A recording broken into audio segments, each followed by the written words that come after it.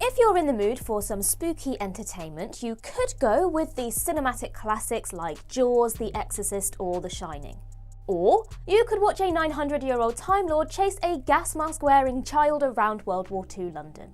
I know which one I'd choose. And on that note, I'm Ellie with Who Culture, here with the 10 most terrifying NuWho episodes. Number 10. Listen. What's particularly terrifying about this episode is taking that familiar fear of any child of the monster lurking under your bed that might grab you at any moment. And similarly to Silence in the Library with the Vashta Narada, it's that element of the fear of the unknown that just makes it all that more scary. I think equally what makes this story so much more terrifying as well is the fact that so often we see the character of the Doctor as fearless. And in this storyline, we actually see him paralyzed with fear because he himself experienced that monster grabbing him as a child. And of course, as a viewer, there are a few moments that are quite scary and tense to watch. You've got the creature itself lurking over the bed with the duvet over the top of it, and that also adds to that element of mystery where you never know what it looks like. And I think the Doctor is trying to kind of find it and track it down so that he can deal with that fear himself and almost put a face to it, which may devalue its fear factor. Of course, we never do know what it does look like, but we do learn in some twisted Doctor Who way that the Doctor himself wasn't actually grabbed by a monster, but by Clara. Number 9, the God Complex.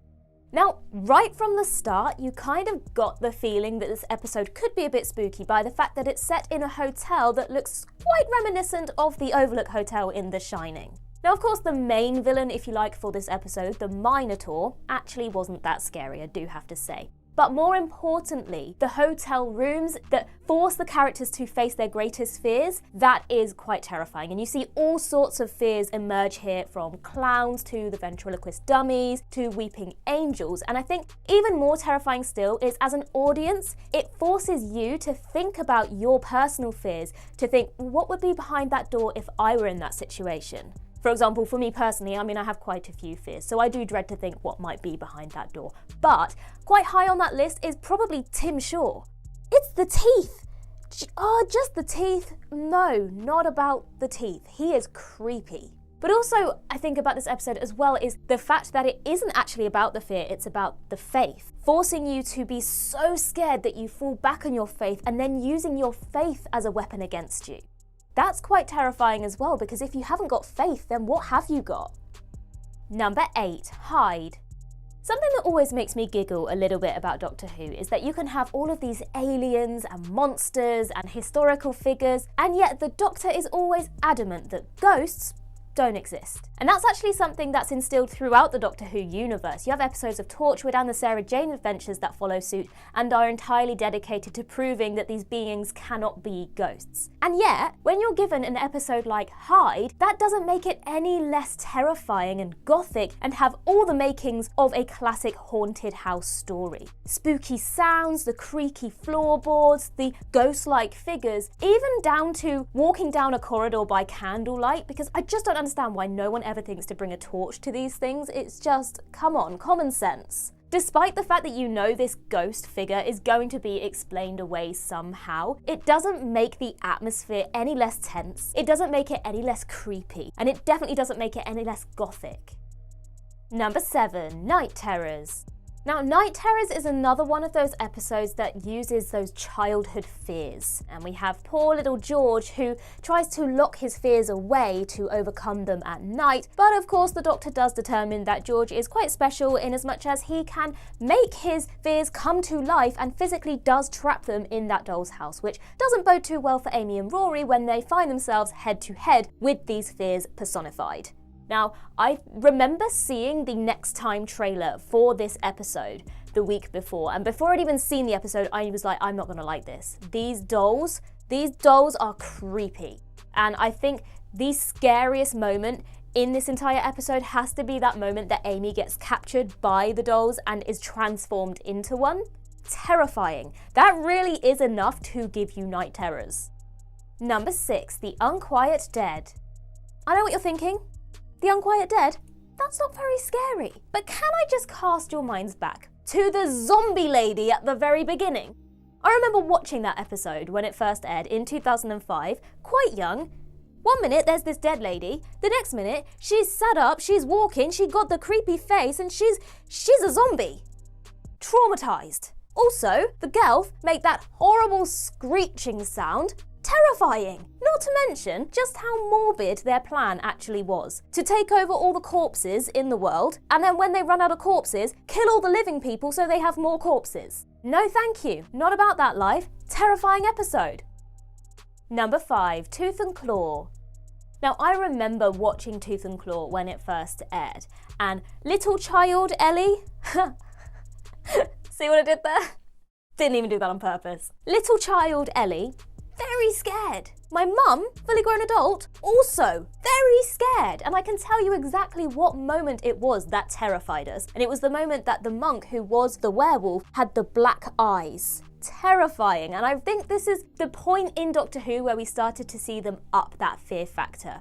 I mean, previously we'd seen episodes where they had big green farty monsters, and all of a sudden you had this werewolf, you had the black eyes, you had those monks who were just very ominous. And it just seemed like this was a real turning point for the show. And while there are episodes later on that probably do outrank it in terms of that fear factor, this certainly was a turning point. And it certainly did see a change in atmosphere and dynamic to Doctor Who that we hadn't seen in the previous series. And it was terrifying. Number 4, Midnight. Midnight really does have all the makings of a psychological thriller. And I think what really ups the fear factor again in this episode is the fact that we see the Doctor to be frightened. And if the Doctor's scared, then you know it's bad. And also I think, again, like some of the other episodes we've mentioned, but more so in this episode, it's that playing with the fear of the unknown. We never, at any point, know what this creature looks like, what it sounds like. The only way it emits that fear factor is through knocking on the outside of the shuttle and using other people's bodies and voices to communicate.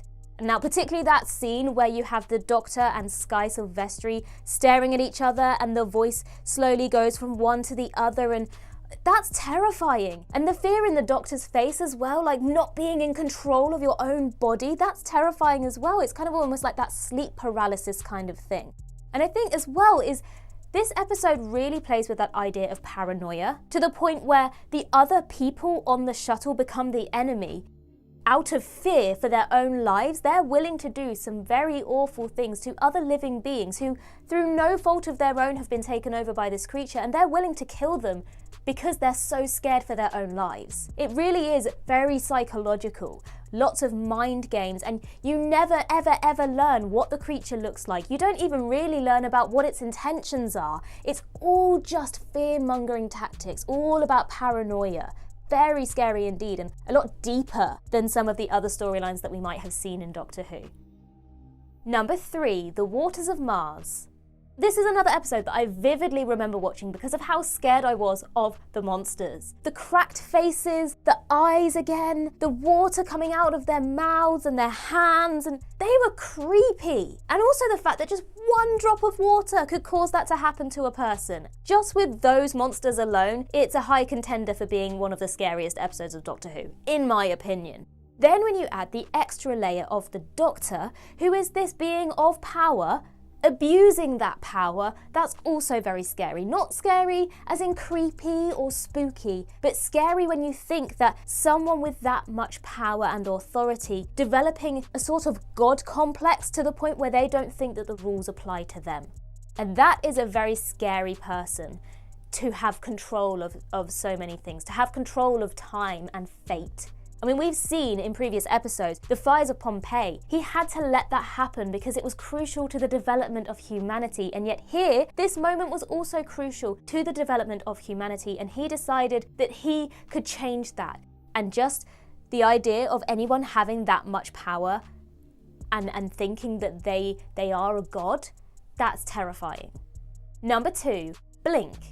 Now, Blink is considered to be one of the greatest episodes of Doctor Who ever written by a lot of people. And it had such a different dynamic to anything we'd seen before. Now obviously it was a Doctor Companion Light episode, and previously they hadn't worked out quite so well, so I think there was a bit of concern when this was the case. But actually the storyline itself and Sally Sparrow as a character was so compelling that it didn't really matter. And actually I think if the Doctor had been there, it would have taken away from the fact that this girl was by herself. She was facing these creatures without the safety net of having the Doctor stood right next to her the whole time.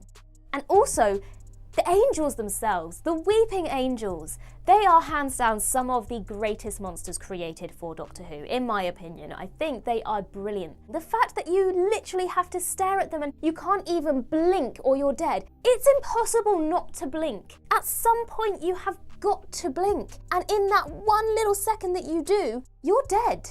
And as an audience member sitting there, you don't want to close your eyes. They could just approach you from behind and you'd never know they were there until it was too late. They are such a terrifying concept. And also, the fact that they don't just outright kill you, the fact that they kill you with time, they send you back to a time without your loved ones, without anyone you've known, and then you just grow old and die alone. The Weeping Angels, a brilliant creation. Number 1, The Empty Child. Are you my mummy? That episode terrified me as a child, still terrifies me now. And I can never look at a gas mask in the same way ever again. And hands down, the scariest moment in the entire episode has to be when you see a human face morph into a gas mask. It's absolutely traumatizing. Despite the happy ending, despite the fact that it's just a little boy looking for his mum, despite the fact that it was just trying to make him feel better and it was actually all good and wonderful. No, that is the scariest episode of Doctor Who ever made. The end. And that concludes our list. If you think we missed any, if you disagree, if you've got more to add, then do let us know in the comments below. And while you're there, don't forget to like and subscribe and tap that notification bell. Also, head over to Twitter and follow us there, and also over to Instagram where you can find us as well. And I can be found across various social medias just by searching Ellie Littlechild. I've been Ellie with Who Culture, and in the words of River Song herself, goodbye, sweeties.